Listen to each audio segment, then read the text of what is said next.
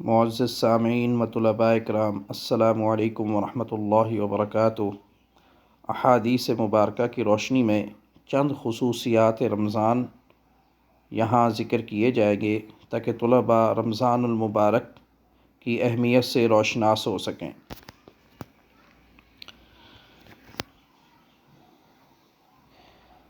رمضان المبارک کے روزے اسلام کا بنیادی ستون ہیں۔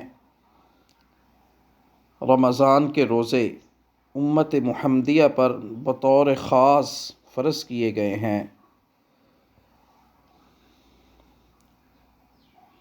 ماہ رمضان میں ہی انسانیت کو اندھیروں سے نکال کر روشنی کی طرف لانے والا قرآن کریم نازل ہوا۔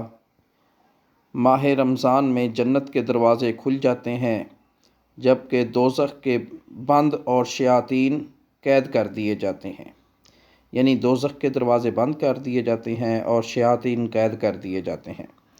ماہ رمضان میں اللہ سبحانہ و تعالی لا تعداد لوگوں کو جہنم سے چھٹکارا عطا فرماتے ہیں، بالخصوص افطار کے وقت۔